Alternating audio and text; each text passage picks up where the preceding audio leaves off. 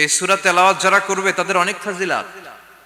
এক নাম্বার ফাজিলাত হচ্ছে এই সূরাটা মানিআতুন মিন আযাবিল কবর।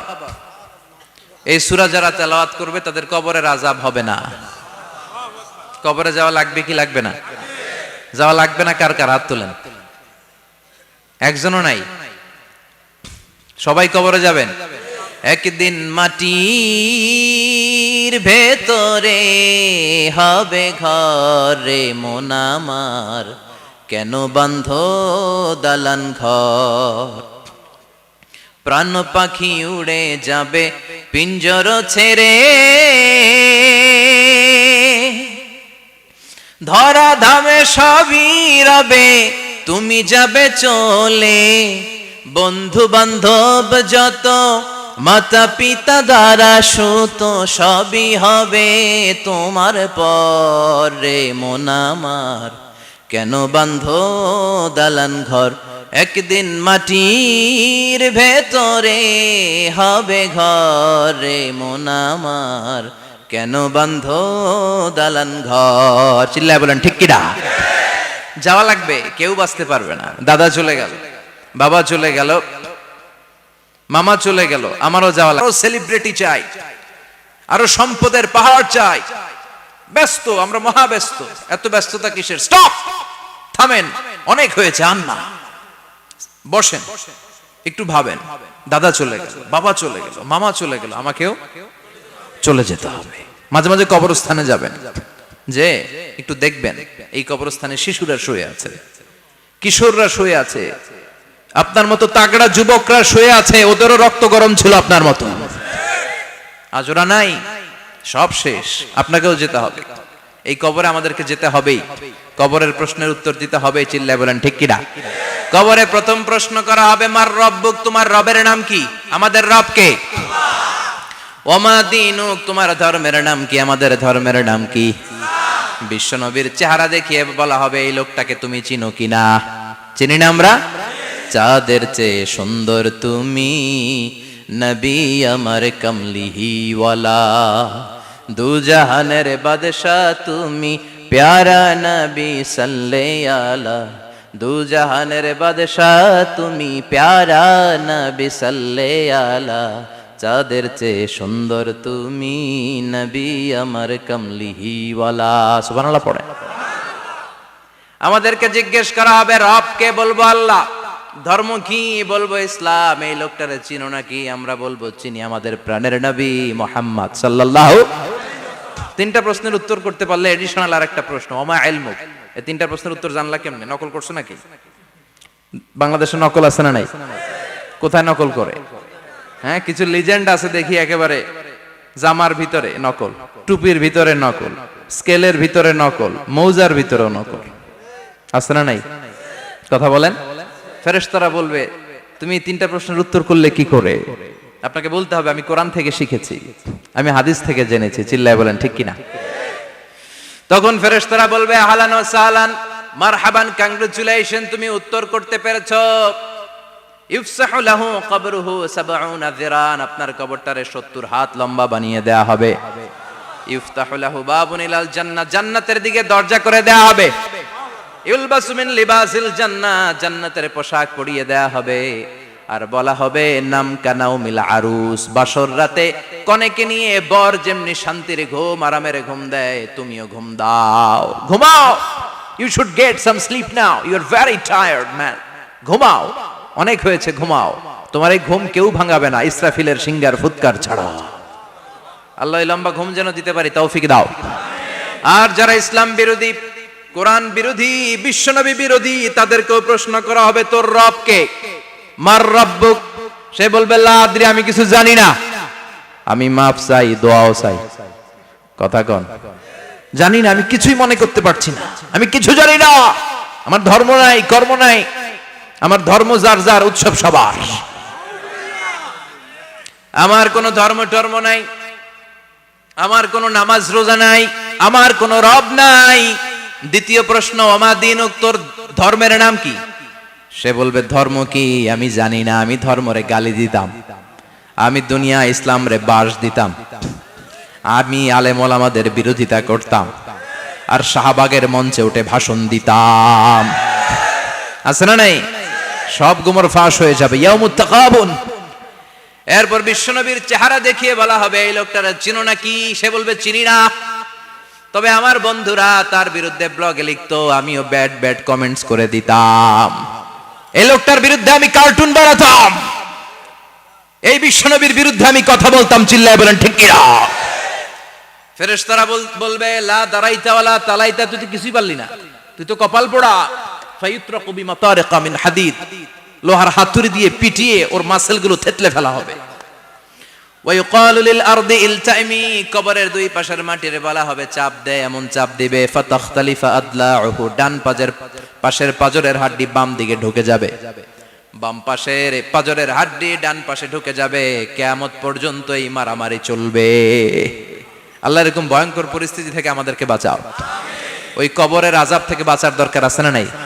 বিশ্বনবী বললেন যে ব্যক্তি রাত্রিবেলায় সূরাতুল মুলক তেলাওয়াত করবে তার কবরের আযাব হবে না। ইন্না হাযিহি সূরাতুন আযীমা মানিআতুন মিন আযাবিল কবর। এই সূরাটা এমন সূরা, সাধারণ কোন সূরা না। এই সূরাতুল মুলক যে রাত্রিবেলায় তেলাওয়াত করবে তার কবরের আযাব থেকে তারে বাঁচিয়ে দিবে কে? নাম্বার 1 ফাজিলাত, স্ট্যাটাস মনে থাকবে তো। 2 নাম্বার স্ট্যাটাস শাফাআত লি সাহিবিহা, এই সূরাটা এই সূরার তেলাওয়াতকারীর জন্য কিয়ামতের দিন সুপারিশ করবে। কোরআন সুপারিশ করবে, চারটেখানি কথা না। কোরআন যদি আপনার বিরুদ্ধে দাঁড়ায় আপনার জান্নাত ক্যান্সেল, আর কোরআন যদি আপনার ব্যাপারে আল্লাহর কাছে রেকমেন্ডেশন করে জান্নাত আপনার জন্য ওয়াজিব করে দিবে কে?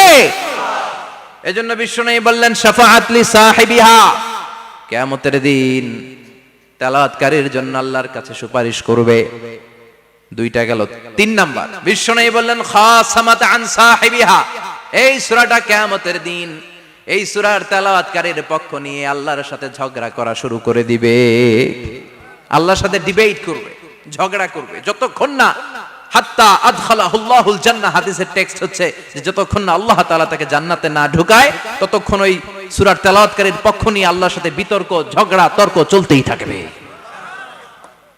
সুবহানাল্লাহ। আরো আস্তে বলেন। আবার বিশ্বনবী বললেন মান ক্বারা বিহা ফি লাইলাতিন ফাকাদ আকসারা ওয়া আতওয়াবা, রাত্রিবেলা এই সূরাটা যে তেলাওয়াত করবে পুরো রাত্রিটারে বরকতময় করে দিবে কে? এজন্য বিশ্বনবী আবদার করে, আবেদন করে আমাদের কাছে বলে গিয়েছেন, আমি চাই আমার প্রতিটা উম্মতের হৃদয়ে এই সূরাটা গাঁথা থাক। আমি চাই আমার প্রতিটা উম্মতের সিনার ভিতরে এই সূরার 30টা আয়াত গ্রথিত করা থাক। সুবহানাল্লাহ পড়েন। মাত্র 30টা আয়াত মুখস্থ করতে রাজি আছেন? 1 মাসে কয়দিন? প্রতিদিন একটা করে আয়াত মুখস্থ করলে এই সূরা মুখস্থ করতে লাগবে কয়দিন? হ্যাঁ, হোমওয়ার্ক। এটা আপনাদের বাড়ির কাজ, যেহেতু ক্লাসে হোমওয়ার্ক দেওয়া যায় না। আরবিতে বলে আল ওয়াজিব আল মানজিলি। আমি গতানুগতিক তাফসীর করি না, আমি সমাজের খুঁতগুলো ধরে ধরে ডিসকাশনের মতো আমি করি। বিভিন্ন জেলায় যে ওখানকার ইয়াংদের সাথেও বসি, কথা বলি। এটাই আমার তাফসীর, এটাই কোরআনের এক্সপ্লেনেশন এন্ড ইন্টারপ্রিটেশন। এতেই মানুষ উপকৃত হয় বেশি। চিল্লা এখন ঠিক কিনা? তো এটা আপনাদের বাড়ির কাজ, মাইথার দিয়া বাসীদের বাড়ির কাজ। হায়াতে আল্লাহ বাঁচায় রাখলে আবার কখনো দেখা হলে জিজ্ঞেস করবো যে মুলক মুখস্থ হয়েছে কিনা। কে কে মুখস্থ করবেন না হাত তোলেন। সবাই করবেন। এবার কে কে মুখস্থ করবেন হাত তুলে আমার না আল্লাহর দেখান। আল্লাহ তুমি কবুল করো। আরো জোরে পড়েন আমিন। হাত নামান। এই সূরাটা it's an eye opener for you, এটা আপনার চোখ খুলে দিবে। এই সূরাটা আপনার চোখকে খুলে দিবে, আপনার ঘুমন্ত বিবেককে জাগিয়ে তুলবে। স্রষ্টার ব্যাপারে আপনার যদি কোনো সাসপিশন থাকে, সন্দেহ থাকে, এই সন্দেহের পাহাড়কে ভেঙে এই সূরা চুরমার করে দিবে। চিল্লায় বলেন সুবহানাল্লাহ। আল্লাহ ডেকে বলে গোলাম, কিছু কিছু নাস্তিক আছে আমারে খুঁজে পায় না, এরকম কপাল পোড়া নাদান নাস্তিক বাংলার জমিনেও আছে না নেই? এরা বলে আনসিন ইজ নাথিং, যেটা দেখা যায় না ওটা মানি না, বলে না? Do you see the air in the atmosphere? বাতাসে, বায়ুমণ্ডলে যে বাতাস ঘুরে বেড়ায় এটা কি তুমি দেখো? তো মানো কেন? Why do you believe on that? Why do you believe on air? বাতাস বিশ্বাস করস কেন? কপাল পোড়া নাস্তিকরা বাতাস মানে না, কথা কোন? Do you see the bad headache someone feel in his head and he's shouting? মাথার ব্যথায়, মাইগ্রেনের পেইনে যখন কেউ চিৎকার করে তার মাথার ব্যথা দেখা যায়? আমার এখন প্রচন্ড মাথা ব্যথা যদি হয়, আপনারা দেখতে পাচ্ছেন তো, নাস্তিকরা কি মাইগ্রেনের পেইন বিশ্বাস করে না? মাথা ব্যথা বিশ্বাস করে কি করে না? বাতাস বিশ্বাস করে কি করে না? কয় আনসিন ইজ নাথিং, যেটা দেখি না ওটা বিশ্বাস করি না, কপাল পোড়া। আল্লাহ ডেকে বলে, গোলাম আমার সৃষ্টির দিকে তাকা, আকাশের দিকে তাকা, বাতাসের দিকে তাকা, সাগরের দিকে তাকা। সাগরের মধ্যে আমি আল্লাহ আছি না নাই? বিশাল বড় বড় পাহাড়ের দিকে তাকা, ঝর্ণার দিকে তাকা, ঝর্ণার মধ্যে আমি আছি না নাই? ঝর্ণা ঝর্ণা ঝর্ণা রে, বলনা বলনা বলনা রে, কার বিরহে পাগল পাড়া তুই, কার মিলনে ফুল ফসলে ভরা রে তোর দুকুল বই, কার মিলনে ফুল ফসলে ভরা রে তোর দুকুল ভই। ঝর্ণা ঝর্ণা ঝর্ণা রে, বলনা বলনা বলনা রে, কার বিরহে পাগল পাড়া তুই। সুবহানাল্লাহ পড়েন।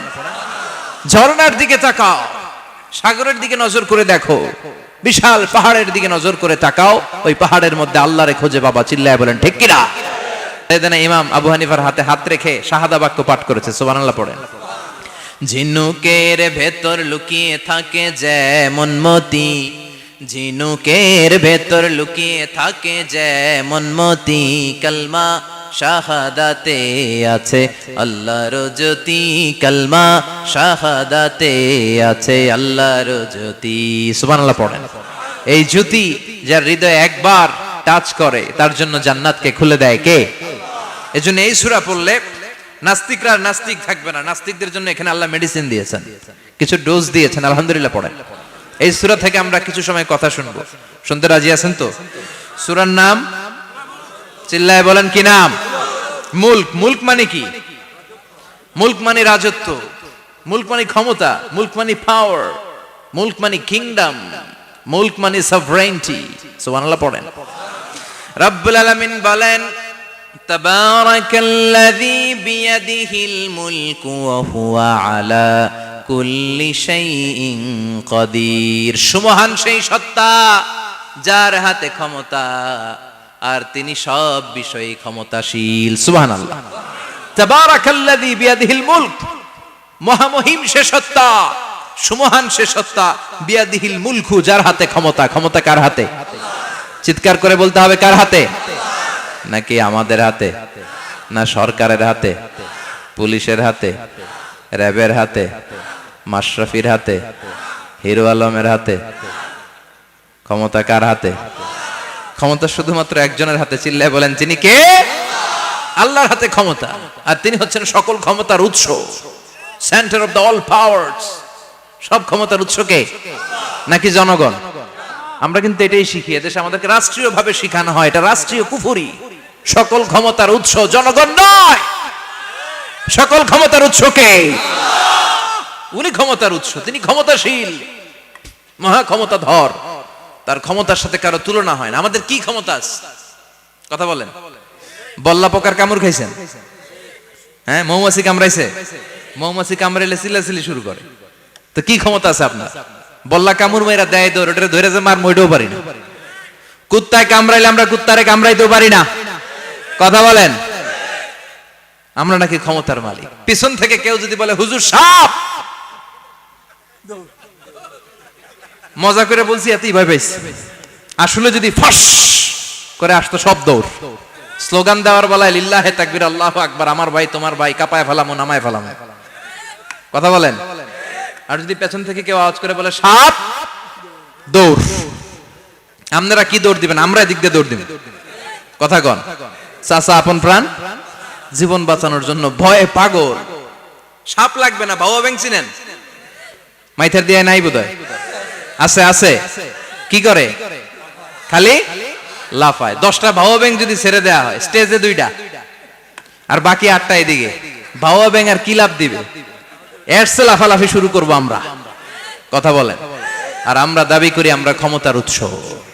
কোনো ক্ষমতা নাই। একবার ডায়রিয়া হলে 3বার টয়লেটে গেলে আর চেহারার দিকে তাকানো যায় না। কারে মাফ করে দে, আই মরে যাইও, আই হাইতান ন, আছে না নাই? তো পারবেন না কেন? আপনি না ক্ষমতার উৎস, আপনি না ক্ষমতার উৎস।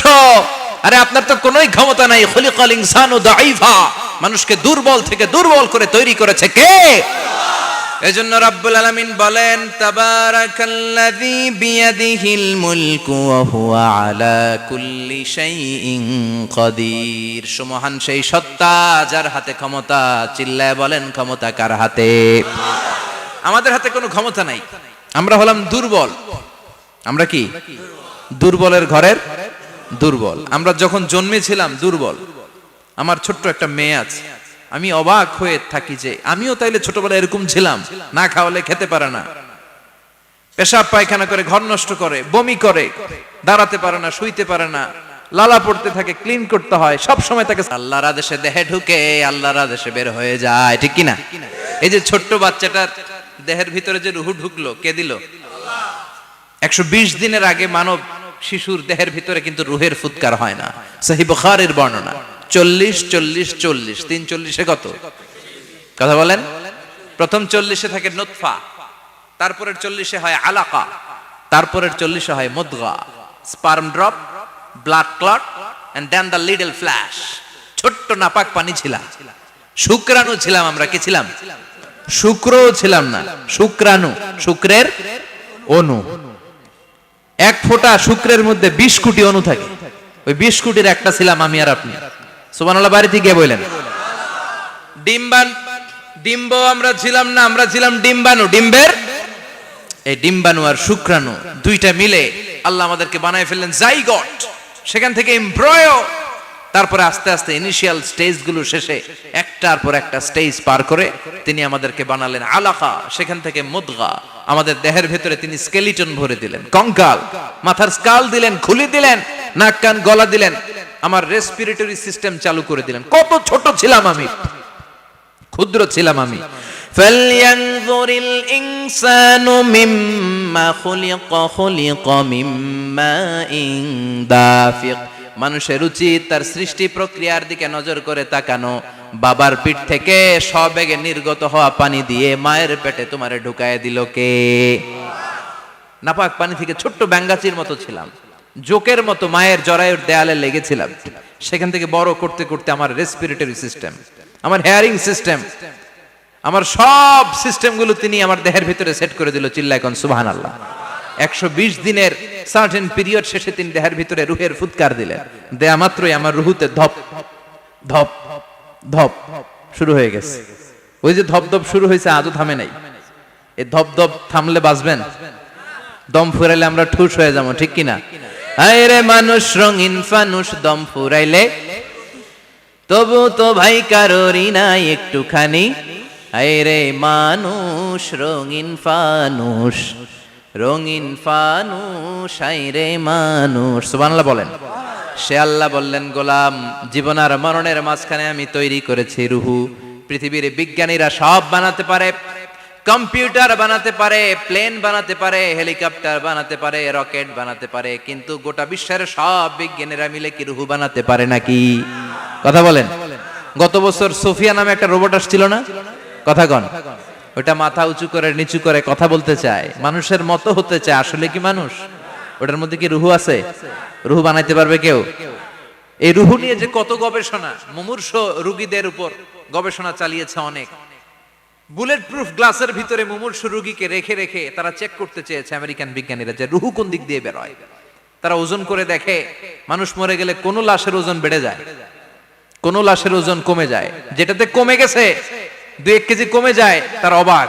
কি আগে ছিল 80 কেজি, এখন হইছে 78 কেজি, তার মানে 2 কেজি না, এটাই রুহু। এটাই কি? এটা হচ্ছে গবেষণার ধাপ।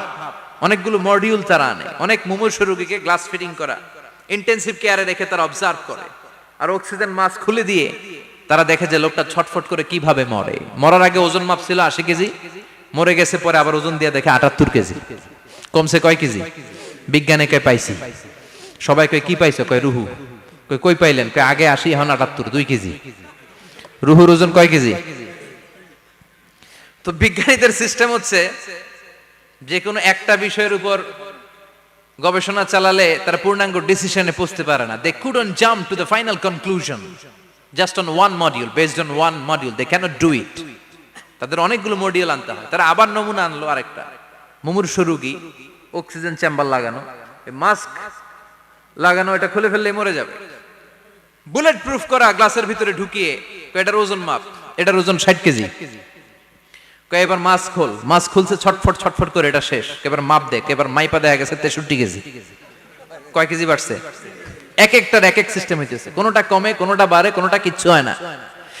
সবাই কয় তাইলে আপনি রুহু পাইলেন কই? আগেরটা কম ছিল, মনে করছিলেন 2 কেজি কমছে, ওইটাই রুহু, এখন 3 কেজি বাইরে গেছে, মিলাইবেন কি দিয়া? কথা কন। আল্লাহ ডেকে বলে, গোলাম কিয়ামত পর্যন্ত একটার পর একটা মুমূর্ষু রোগীকে বুলেট প্রুফ গ্লাসের ভেতরে ঢুকাতে পারবি, গবেষণা করতে পারবি, মাগার রুহু খুঁজে পাবি না। চিল্লায় বলেন ঠিক কিনা? কারণ এই রুহুর মালিক কে? সে আল্লাহ বললেন, আল্লাযী খালাকাল মাউতা ওয়াল হায়াতা লিয়াবলুয়াকুম আইয়ুকুম আহসানু আমালা। জীবন আর মৃত্যু বানালাম তোমাদেরকে পরীক্ষা করার জন্য। পরীক্ষা আছে না নাই? গোটা দুনিয়াটাই পরীক্ষা। আল্লাহ যারে পছন্দ করে বেশি তার পরীক্ষাও। আসাদুন নাসি বালাআন আল আম্বিয়া। এই পৃথিবীতে আল্লাহ সবচেয়ে বেশি বালা মুসিবত দিয়ে পরীক্ষা করেছেন নবীদের। কারণ নবীরা আল্লাহর কাছে কম প্রিয় না বেশি প্রিয়? যেহেতু প্রিয় বেশি, পরীক্ষাও।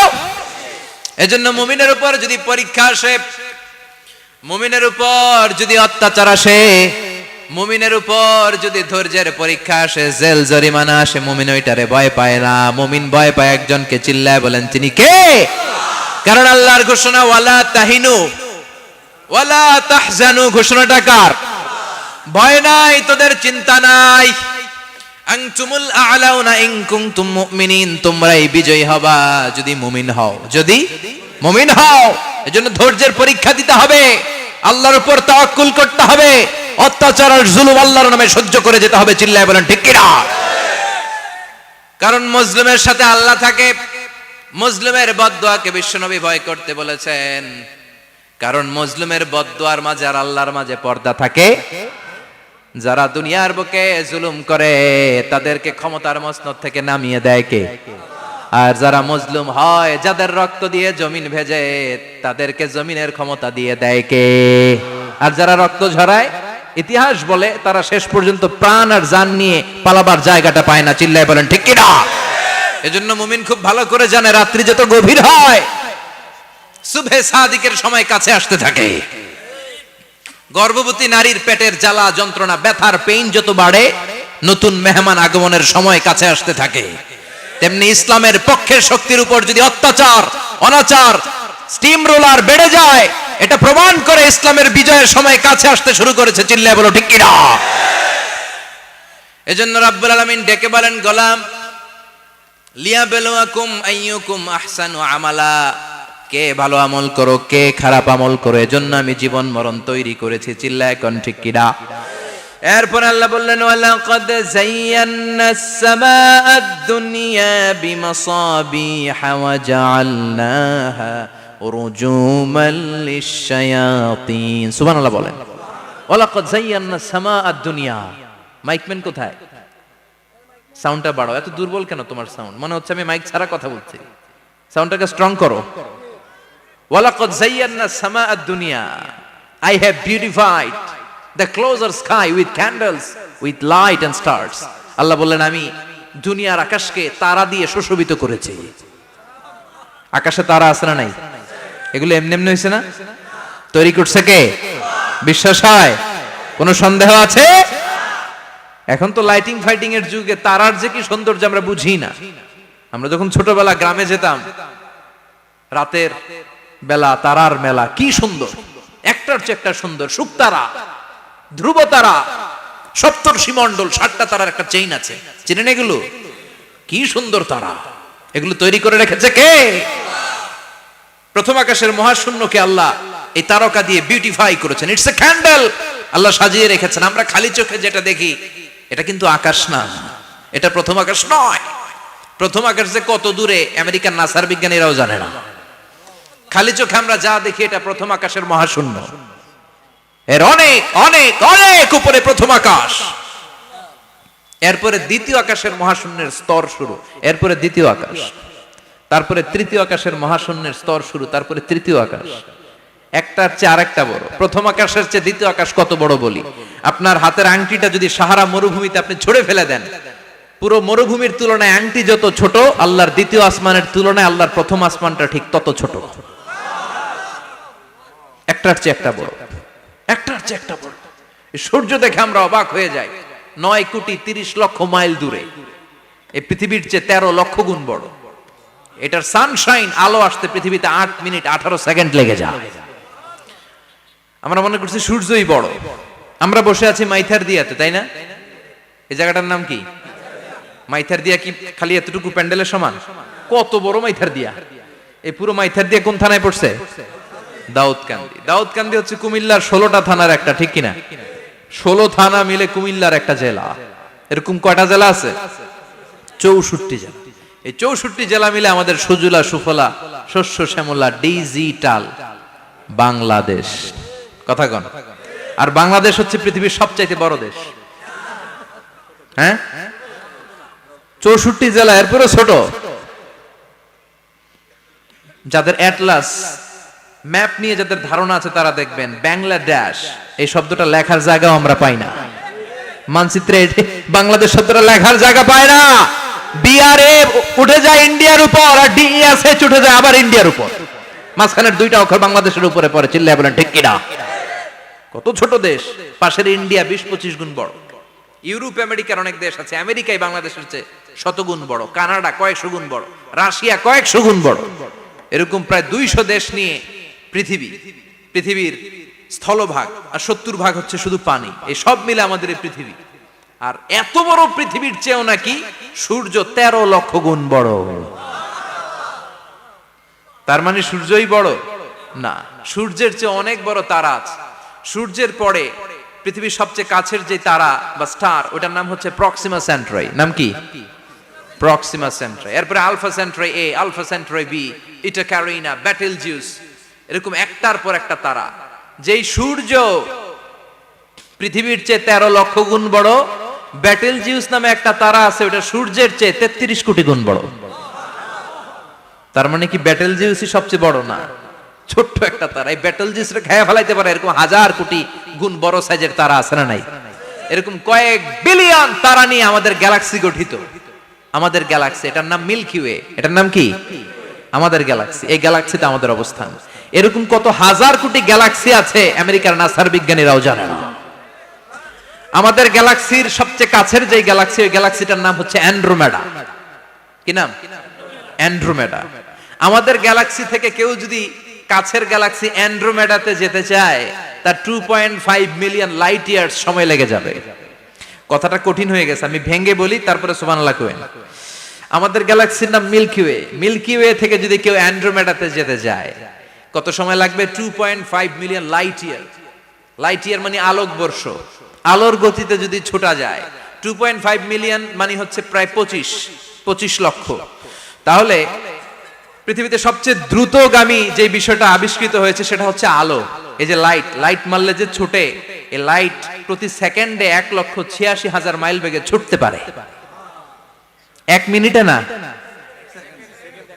1 ঘন্টায় না, 1 মিনিটে না, 1 সেকেন্ডে আলো চলে যায় কয় mile? 1,86,000। Could you imagine that? আপনি কল্পনা করতে পারেন? হয়তো মাথা নাড়াইতেছেন। এটা কি কল্পনা করা যাবে? আমার তো তার ছিঁড়ে যাচ্ছে। 1 সেকেন্ডে নাকি আলো ছুটে 1,86,000 মাইল বেগে। 1 সেকেন্ড শব্দ কইতে তো 2 সেকেন্ড লাগে। কথা কোন? এর মধ্যে আলো চলে গেছে 1,86,000 মাইল। তো কোন রকেট যদি আপনি পান, যে রকেট দিয়ে সেকেন্ডে 1,86,000 মাইল বেগে রকেটটা ছুটবে প্রতি সেকেন্ডে, খেয়াল করেন, ঘন্টায় না, মিনিটে না, কিসে? সেকেন্ডে। যে রকেটটা সেকেন্ডে 1,86,000 মাইল বেগে ছুটবে, ওই রকেটটা দিয়ে আমাদের গ্যালাক্সি থেকে আমাদের পাশের গ্যালাক্সি অ্যান্ড্রোমেডাতে পৌঁছতে আপনার 25 লক্ষ বছর লেগে যাবে। সুবহানাল্লাহ বাড়িতে গিয়ে বললেন। এরকম বিশাল বিশাল তারা দিয়ে আমাদের আকাশটারে বিউটিফাই করেছে কে? এজন্য আল্লাহ বললেন, ওয়ালাকাদ যায়্যানাস সামাআদ দুনিয়া বিমাসাবিহা ওয়া জাআলনাহা রুজুমান লিশ-শায়াতিন। আমি এই দুনিয়ার আকাশটারে সুন্দর সুন্দর তারকারাজি লাইটের মতো সেটিং করে সুশোভিত করেছি। আবার এই তারকা দিয়ে আমি শয়তানদেরকে প্রহারও করেছি। সুবহানাল্লাহ। শয়তানদেরকে আল্লাহ তারা মেরে আঘাত করে। সুবহানাল্লাহ বলেন।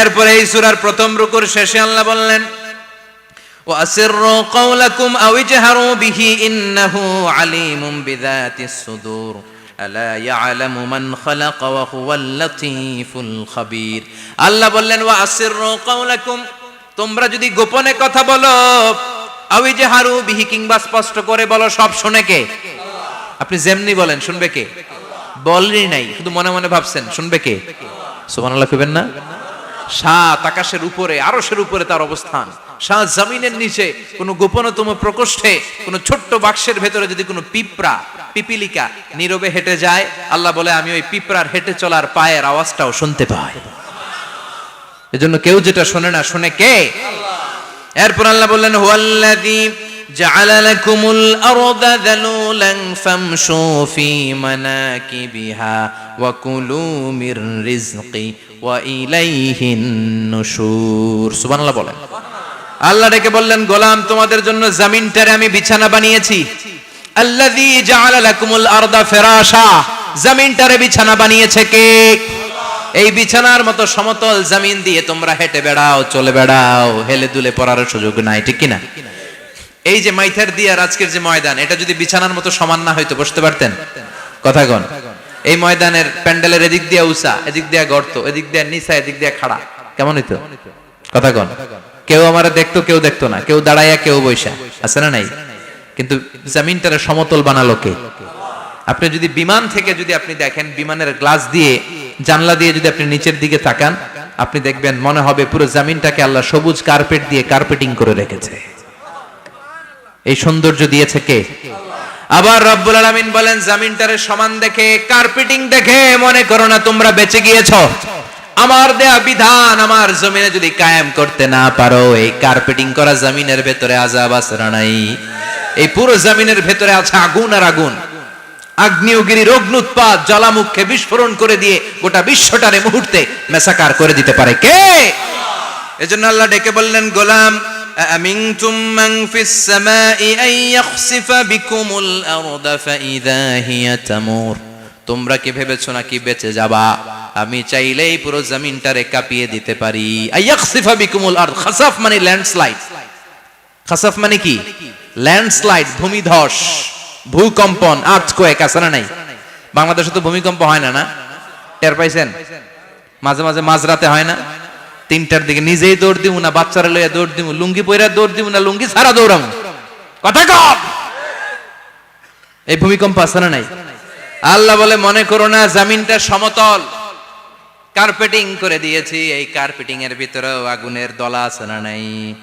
আবার আল্লাহ বললেন আমিনতুম মান ফিস সামাই আন ইউরসিলা আলাইকুম হাসিবা নিচে যেমনি কার্পেটিং করা জমিনের ভেতরে অগ্নুৎপাত রেখে দিয়েছি মাথার উপর থেকে আযাব দেওয়ার সুযোগ আছে না নাই চাইলে আল্লাহ অগ্নি বৃষ্টি দিতে পারে আগুন বৃষ্টি দিতে পারে ঠান্ডার বজ্রপাত দিতে পারে আপনারা লূত আলাইহিস সালামের কওমের নাম শুনেছেন তারা হোমোসেক্সুয়ালিটি সমকামিতা করত ফলে আল্লাহ তাআলা বিশাল এক চিৎকার মেরে সাইয়েদনা জিবরাইলের মাধ্যমে পুরো জমিনটারে শেষ করে দিলেন ফাজআলনা আলিয়াহা সাফিলাহা ওয়া আমতারনা আলাইহিম হিজারাতাম মিন সিজিল তাদের অপকর্মের কারণে জর্ডানের ওই এলাকাটাকে আল্লাহ বললেন জিবরাইল এলাকাটারে হাতে তুলে নে আকাশের উপরে তুলে পুরো এলাকা সহ মানুষ সহ জমিনের মধ্যে গেড়ে দে জমিনের নিচের মাটি উপরে নিয়ে গেল কে উপরের মাটি নিচে নিয়ে গেল কে পুরো জায়গাটা এখন ডেড সি হয়ে গেছে কি সি ডেড সি নাম শুনেন নাই বোধহয় আজকে শুনে রাখেন এটারে বলে মৃত সাগর এটা গজবের জায়গা ওখানে মানুষও ডুবে না লবণের ডেনসিটি সল্টের ডেনসিটি এত হাই এই পানির মধ্যে এত গজব এর মধ্যে কোনো মাছ জন্মায় না চিংড়ি জন্মায় না কাঁকড়া জন্মায় না ব্যাং হয় না শ্যাওলা হয় না কিচ্ছু বাঁচে না এটা গজবের জায়গা চিল্লায় বলেন ঠিক কিনা যে আল্লাহ জর্ডানের এলাকাটারে ধ্বংস করে দিল ওই আল্লাহ আজও আছে না নাই এই জন্য নিজ দিয়ে তিনি যেমনি আযাব দিতে পারেন ভূমিকম্প দিতে পারেন জলোচ্ছ্বাস দিতে পারেন উপর থেকে তিনি শিলাবৃষ্টি দিতে পারেন কি পারেন না মাইথার দিয়ে কখনো শিলাবৃষ্টি হয়েছিল হ্যাঁ ফসল ক্ষেত শেষ করে দেয় না ছাগল টাগল মরে যায় ছাগল যদি ইয়াতে থাকে ক্ষেতের মধ্যে বড় শিলা মাথায় পড়লে শেষ মানুষও শেষ টিনের চালও শেষ কথা কন এরপরে আল্লাহ যদি উল্কা বৃষ্টি পাঠায় উল্কা যদি পড়ে কই যাবেন কোথায় যাবেন আপনি উল্কা চিনেন মহাশূন্যে বিশাল পাথরের খণ্ড ঘর্ষণ খেয়ে পৃথিবীর ভেতরে ঢুকে যায়। এই পৃথিবীতে সবচেয়ে বড় উল্কাপিণ্ড পড়েছে সাউথ আফ্রিকাতে। সাউথ আফ্রিকার একটা সিটি আছে হোবা সিটি। এই হোবা শহরে 60 মেট্রিক টন ওজনের একটা উল্কা পড়েছিল, যেখানে পড়েছে পুরো জায়গাটা বিশাল খাদ হয়ে গিয়েছে। এরকম একটা উল্কা যদি এখানে পড়ে আজকে, বাঁচার উপায় আছে? যে বিল্ডিং এ আমরা থাকি, রাত্রে বেলায় ঘুমাই আর ধুম্মা চলে ধুম দেখি রাতে, ওই বিল্ডিং এ যদি একটা পড়ে, কথা কন, ডান্স ক্লাব গুলার উপর যদি পড়ে, পতিতালয় যেগুলা আছে ওগুলা যদি পড়ে, যেই হোটেল গুলার মধ্যে আকাম কুকাম হয় ওইটার উপর যদি পড়ে, নাকি আল্লাহর এখন দেয়ার ক্ষমতা নাই? কথা কন।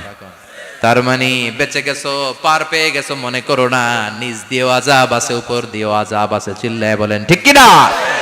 এজন্য ভয় পেতে হবে একজন সত্তাকে, তিনি কে? সব ক্ষমতার মালিক কে?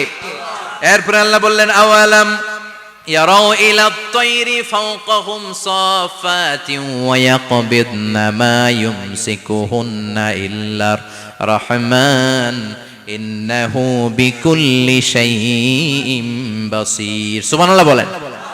আল্লাহ বলেন তোরা নাস্তিক হস কেমন করে? মানুষ নাস্তিক হয় কেমন করে? মানুষ কি মুক্ত বিহঙ্গের দিকে নজর করে তাকায় না? আকাশে মুক্ত বিহঙ্গ নাই? বিহঙ্গ বুঝছেন তো? পাখি। পাখির কথা কোরআনে বললো কে? সুবহানাল্লাহ কইবেন না? ওয়া আরসালা আলাইহিম তায়রান আবাবিল, আবার কাবা ভাঙতে এলে পাঠাওয়া বাবিল, দাও খোদা দাও আমায় আবার উমর দরজ দিল, দাও খোদা দাও আমায় আবার উমর দরজ দিল। সুবহানাল্লাহ পড়ে। এই যে আল্লাহ বললেন ওয়া আরসালা আলাইহিম, তারপর তায়রান আবাবিল, তায়ের মানে পাখি, তায়ের মানে কি? আবার জান্নাতে যারা যাবে তাদেরকে পাখির ভুনা গোশত খাওয়াবে কে? জান্নাতে যাওয়ার সাথে সাথে প্রথমে আল্লাহ আপনাদেরকে মেহমানদারি করবে মাছের কলিজা দিয়ে। খাইবেন? মাছের কলিজার কথা শুনে জিহ্বায় পানি আসছে নাকি? আউয়ালু তুআমিন ইয়াকুলুহু আহলুল জান্নাতি ফাজিয়াদাতু কাবিদিল হুত। প্রথমে মাছের কলিজা, এরপরে পাখির ভুনা গোশত। তার মানে পাখির কথা কোরআনে আছে না নাই? আবার সাইয়েদনা সুলাইমান আলাইহিস সালামের একটা পাখি ছিল, ওইটার নাম কি ছিল? হুদহুদ পাখি।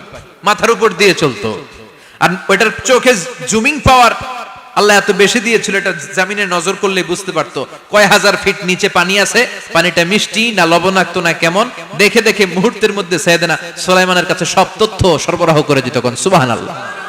এজন্য আল্লাহ বললেন নাস্তিক গুলো কি পাখির দিকে তাকায় না? এই পাখির দিকে তাকালে পাখির রব আল্লাহরে খুঁজে পাওয়া যায়।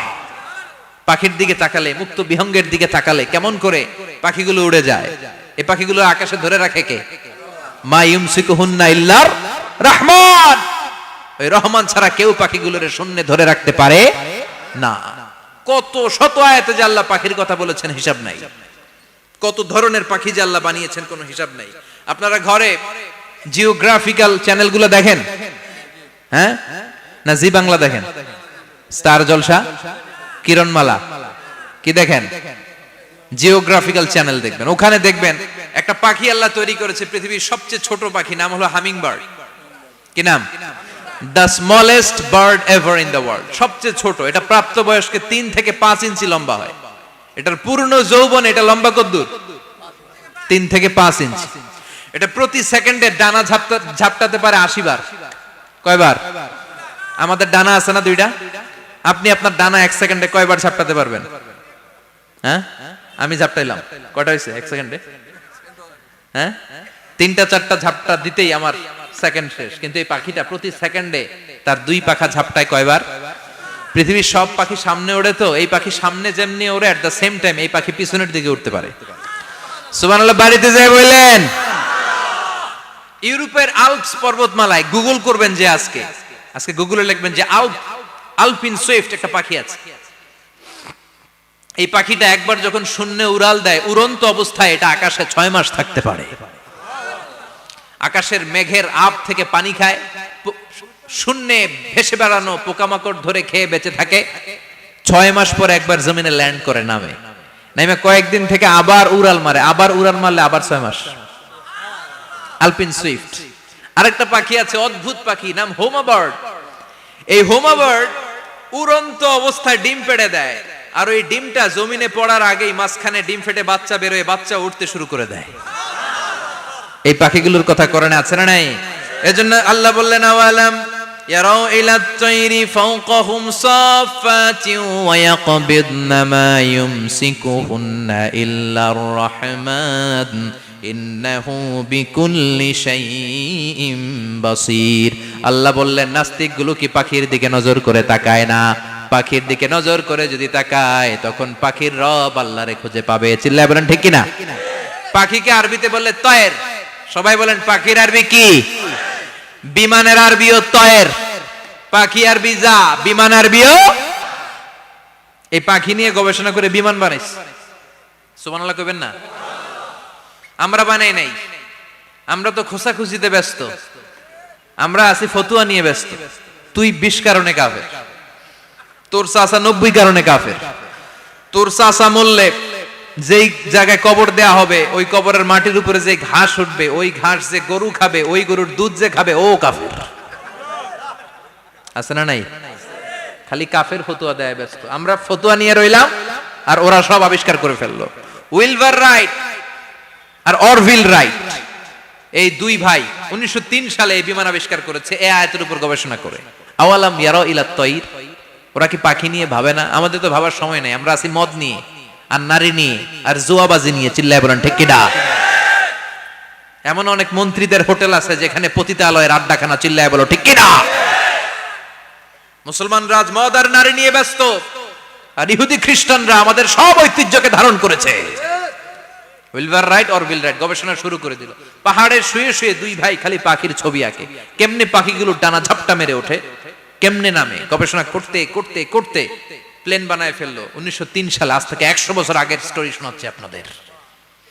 তখনকার বিমান এখনকার বিমানের মতো ছিল না। আপনি দেখবেন যে শুরুতে বিমান কেমন ছিল। শুরুতে ভাঙ্গাচুরা দুইটা পাখা নিয়ে একটু উড়ে আবার ধপাস করে পড়ে, কিন্তু আশা হারায় নাই, আবার উড়ে ধপাস করে পড়ে। আমেরিকাতে সুবিধা করতে পারেনি। ফ্রান্সের এক কিং তাদেরকে ডোনেট করেছে বিপুল অঙ্কের টাকা দিয়ে। তারা প্রথম ফ্রান্সের একটা শহর থেকে আরেকটা শহরে পৃথিবীর প্রথম প্যাসেঞ্জার প্লেন নিরাপদে ল্যান্ড করেছে। মানুষের উড়ার স্বপ্ন সফল হতে শুরু করলো। এখন বিভিন্ন ধরনের বিমান একটার পর একটা শুরু হয়েছে। এই পৃথিবীর সবচাইতে দ্রুতগামী যে বিমানটা আগে ছিল নাম ছিল কনকর্ড, যাত্রীবাহী বিমান। এটার পরে এখন একটা বাইরে হচ্ছে বোম সুপারসনিক। কি নাম? Bomb supersonic. এত স্পিডে চলে, এই মাত্র দেখলেন এদিকে, এরপর দেখবেন নাই ওইদিকে। সুবহানাল্লাহ পড়ে। কি বিশাল বিশাল ডবল ডেকার গুলো নিয়ে শূন্যে উড়াল দেয়। A3 এয়ার বোয়িং A380 বর্তমান পৃথিবীতে সবচেয়ে বড় প্যাসেঞ্জার বিমান। কার্গো বিমান তো এগুলোর 7-8 ডবল বড় হয়। I'm talking about the passenger plane A380। 525 জন যাত্রী নিয়ে এটা শূন্যে উড়াল দেয়। 525 জন যাত্রী, কেবিন ক্রু, পাইলট, বিমানের ওজন, খাবার দাবারের ওজন, ফুয়েলের ওজন, 525 জনের লাগেজ টাগেজের ওজন, এই সব নিয়ে শূন্যে উড়াল দেয়। সুবহানাল্লাহ কইবেন না? এই বিমান আবিষ্কারের আগ পর্যন্ত গোটা বিশ্বব্যাপী সব দেশে দেশে ছিল সেনাবাহিনী আর নৌবাহিনী। বিমান আবিষ্কার হওয়ার সাথে সাথেই শুরু হয়ে গেল বিমান বাহিনী, এয়ার ফোর্স, মিলিটারি। এখন বোম সুপারসনিক বানায়, এখন ড্রোন হামলা করে, এখন মিসাইল হামলা করে, এখন স্যাটেলাইট পাঠায়। আমরাও পাঠাইছি। কি নাম? Bangabandhu satellite. We launching the Bangabandhu satellite channel last year. আমরা বঙ্গবন্ধু স্যাটেলাইটও পাঠাইছি উপরে। সবকিছু পাখির উপর গবেষণা করে হয়েছে। চিৎকার করে বলেন ঠিক কিনা? এজন্য আল্লাহ ডেকে বললেন, গোলাম ওরা কি পাখির দিকে তাকায় না? পাখির দিকে যদি নজর করে একটিবার তাকাতো, নাস্তিক আর নাস্তিক থাকতে পারতো না। এজন্য নাস্তিকদের জন্য সূরার ভেতরে ডোজ আছে, আই ওপেনার আছে। সর্বশেষ আল্লাহ একটা প্রশ্ন দিয়ে এই সূরাটা শেষ করলেন। প্রশ্নটা শুনবেন? শুনবেন সবাই?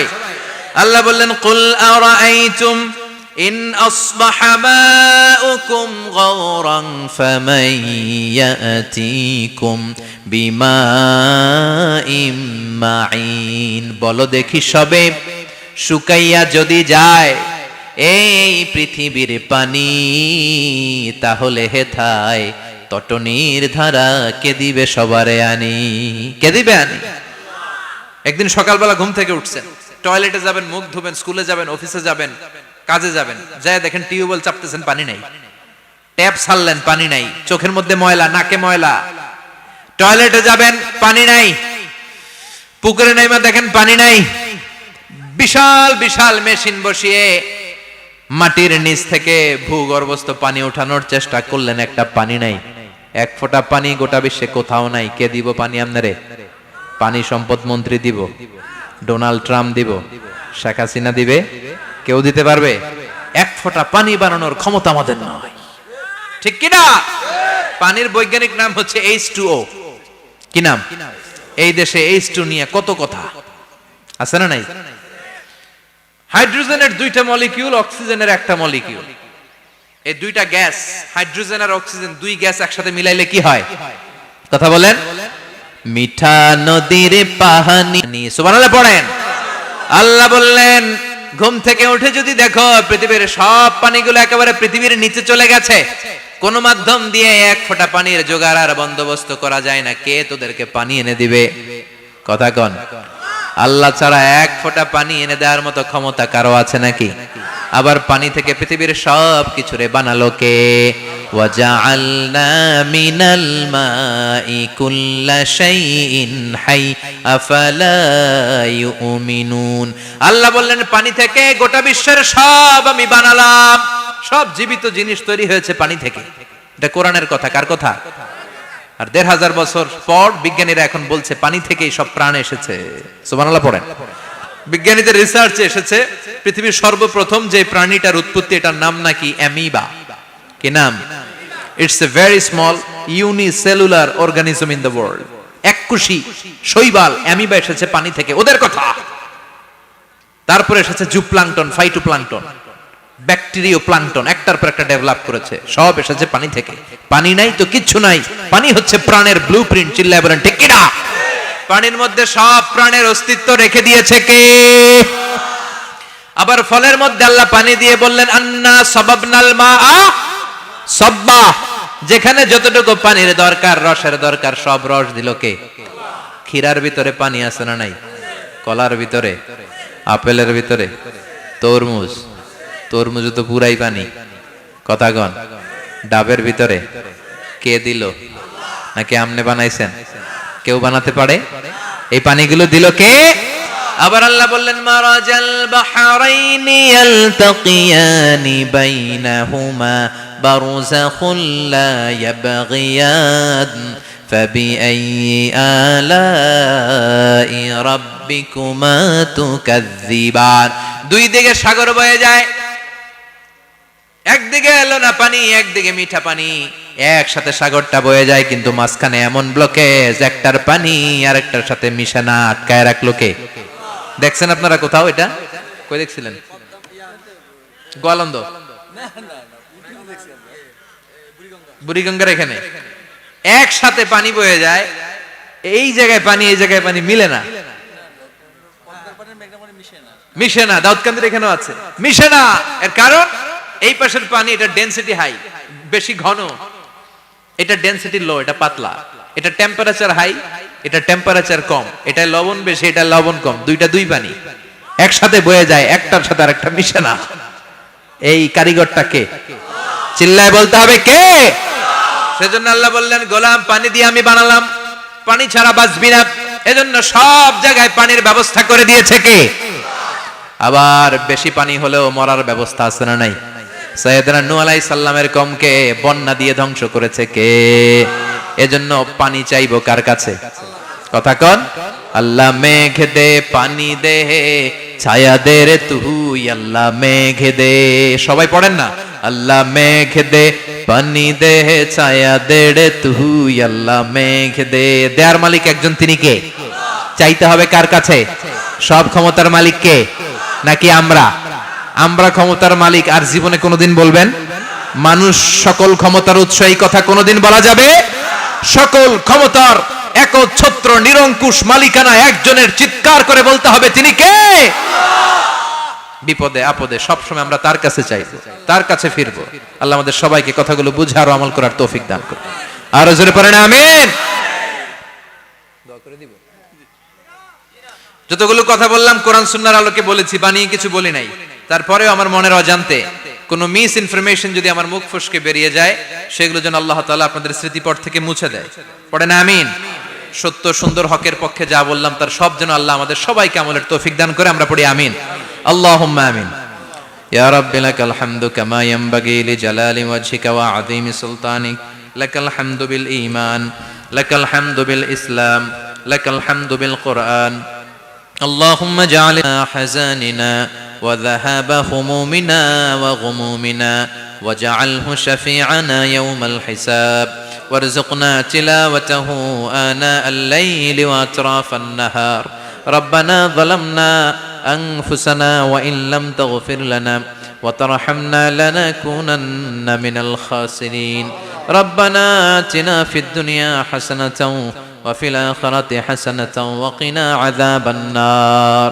اللهم إنك عفو كريم تحب العفو فاعف عنا. اللهم إنك عفو كريم تحب العفو فاعف عنا. اللهم ارزقنا حسن الخواتيم. اللهم ارزقنا حسن الخواتيم. اللهم أعنا على ذكرك وشكرك وحسن عبادتك. اللهم إنا نسألك الهدى والتقى والعفاف والغنى. اللهم حبب إلينا الإيمان وزينه في قلوبنا وكره إلينا الكفر والفسوق والعصيان وجعلنا من الراشدين. اللهم ارزقنا شهادة في سبيلك والموت في بلد رسولك.